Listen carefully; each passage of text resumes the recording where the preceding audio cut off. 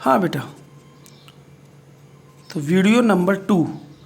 अब video number 2 में इसका मतलब देखते हैं। आई बराबर 1। सोचिए आई का मान 1 कब होगा? जब विलेय के सैद्धांतिक मोलर द्रव्यमान और प्रेक्षिक मोलर द्रव्यमान बराबर होंगे। यानी कि सैद्धांतिक और प्रेक्षित मान विलेय के मोलर द्रव्यमान या अनुभार के सैद्धांतिक और प्रेक्षित बराबर हों तभी तो आई बराबर 1 होगा। ऊपर वाली संख्या नीचे वाली संख्या के बराबर होगी। जैसे 5/5 तभी तो मान 1 आएगा। इसका मतलब ऊपर और नीचे वैल्यू बराबर होनी चाहिए तभी तो 1 आता है। अब सोचो कि सैद्धांतिक और प्रेक्षित मान बराबर कब होंगे? अरे सैद्धांतिक और प्रेक्षित मान तो तब बराबर होते हैं जब किसी विलेय का विलायक में घुलने पर ना तो संघनन हो और ना वियोजन हो। अगर कोई विलेय किसी विलायक में घुलने पर संघनित या वियोजित नहीं होता है तो वही तो उसके सैद्धांतिक हैं और वही उसके प्रेक्षित हैं, क्योंकि उनके मानों में तो कोई परिवर्तन नहीं आया। जो सैद्धांतिक थे वही प्रेक्षित थे, क्योंकि ना तो संघनन हुआ ना वियोजन हुआ। तो इसका मतलब होता है कि I=1 तो विलेय का विलायक में ना संघनन होगा ना वियोजन होगा।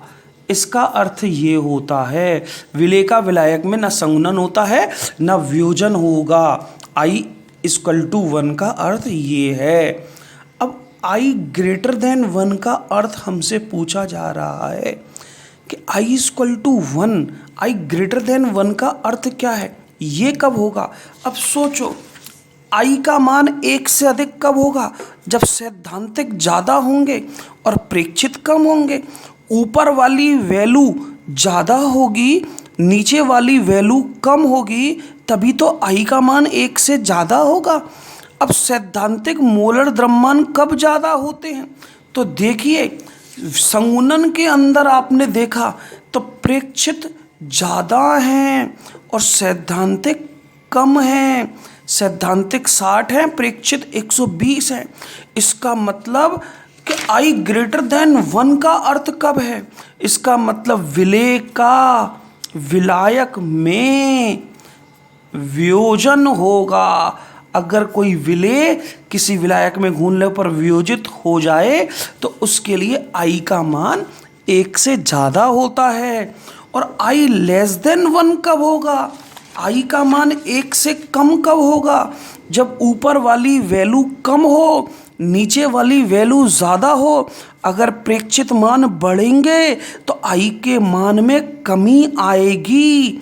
ठीक है, अगर ये मान बढ़ते हैं इसका मान बढ़ता है तो इसके मान में कमी आती है। तो प्रेक्षित मोलर द्रव्यमान ज़्यादा होंगे तब आई का मान कम होगा। अब प्रेक्षित ज़्यादा कब होते हैं? जब संघनन होता है। संघनन होने पर ही प्रेक्षित मोलर द्रव्यमान सैद्धांतिक से ज़्यादा होते हैं। तो अपन क्या लिखेंगे कि विलेय का विलायक में संघनन होगा। तो 3 पॉइंट याद रखने हैं कि I=1, I greater than 1 और I<1। विलेय का विलायक में ना संघनन होगा ना वियोजन होगा। I का मान अगर ज़्यादा है तो विलेय विलायक में वियोजित हो जाएगा और I<1 कम है तो विलेय का विलायक में संघनन होगा। ठीक है, ये हमारा पॉइंट वांट ऑफ गुणांक। अब कुछ क्वेश्चन वांट ऑफ गुणांक के लिए है ना, ध्यान से सुनना। वांट ऑफ, अगर विलायक में 100% वियोजित होता है या संघनित होता है, अगर विलेय विलायक में 100% वियोजित हो जाए, लगभग 100% या संघनित हो जाए, तो आई का मान निकालने का सूत्र क्या है? सुनना, क्वेश्चन आया हुआ है बोर्ड एग्जामिनेशन में कि अगर कोई विलेय पदार्थ किसी विलायक में 100% वियोजित हो जाए, लगभग 100% वियोजित हो जाए या संगुणन हो, तो वॉन ऑफ गुणांक आई का मान कैसे निकालेंगे? तो सूत्र है वियोजन या संगुणन के बाद मोलों की संख्या बटे वियोजन या संगुणन से पूर्व मोलों की संख्या। ये सूत्र होता है कि अगर विलेय का विलायक में संगुणन या वियोजन होता है 100%, तो ये सूत्र हम वॉन्ट ऑफ गुणांक के लिए लगाएंगे। इस पर न्यूमेरिकल आया हुआ है। वियोजन या संगुणन के बाद मोलों की संख्या लिखनी है और वियोजन या संगुणन से पूर्व मोलों की संख्या का भाग देना है, तब जाके आई का मान निकलेगा। क्वेश्चन देता हूं, CaCl2 का जल में लगभग पूर्णतः वियोजन होता है, तो इसके लिए आई का मान ज्ञात करो।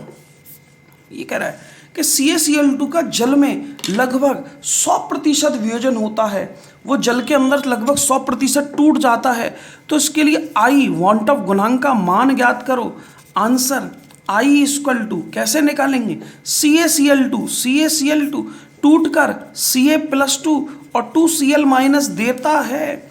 देखिए पहले इसके मोल कितने थे? 1, बाद में 1 + 2 कितने हो गए? 3। सूत्र आई, वियोजन के बाद मोलों की संख्या कितनी थी? 3। वियोजन से पहले मोल कितने थे? 1। आंसर आया 3। ये आपका सवाल हो गया। इस तरह का न्यूमेरिकल बोर्ड एग्जामिनेशन में 2016 में आया हुआ है। ठीक है, अब जैसे मैं कहूँ K4FeCN का होल 6, इसके लिए आई का मान ज्ञात कीजिए। तो K4FeCN का होल 6 कैसे टूटेगा? तो 4K प्लस FeCN का होल 6 4 माइनस K4FeCN का होल 6 वियोजित होकर 4K प्लस FeCN का होल 6 4 माइनस देता है। पहले इसके मोल कितने थे? 1, पूरा 1 मोल है, इसके आगे कोई संख्या नहीं लग रही है भाई साहब। देखो इसके आगे कोई नंबर नहीं लगा है, 1 मोल है। वियोजित होकर ये 4 मोल, इसके आगे कोई नंबर नहीं लगा है, तो 1 मोल। टोटल कितने मोल? 5 मोल। आई इक्वल टू वियोजन के बाद मोल कितने थे? 5। वियोजन से पहले कितने थे? 1। आंसर मेरा 5। इस तरह का सवाल बोर्ड एग्जामिनेशन में आए हुए हैं। लगभग 100% वियोजित हो तो हमें ये सूत्र लगाना है। माना वो 80%, 40%, 20%, 10, 15, कुछ भी 50, 60% वियोजित हो, तो कैसे निकालूंगा मैं वॉन्ट ऑफ गुणांक आई का मान? तो उसके लिए अलग सूत्र है, उसको मैं बताऊंगा। अगर वो 80%, 40%, 30% वियोजित हो तो उसका वॉन्ट ऑफ गुणांक निकालने का सूत्र क्या है, वो अपन नेक्स्ट वीडियो में पढ़ेंगे। ठीक है, अब एक क्वेश्चन और है ना कि CH3COOH एसिटिकम बेंजीन विलायक में द्विलक बनाता है, तो आई का मान ज्ञात करो। हमसे पूछा कि अगर एसिटिकम बेंजीन विलायक में घुलने पर द्विलक बनाता है तो उसके लिए वॉन्ट ऑफ गुणांक आई का मान क्या होगा, ये हमसे पूछा गया है सवाल के अंदर।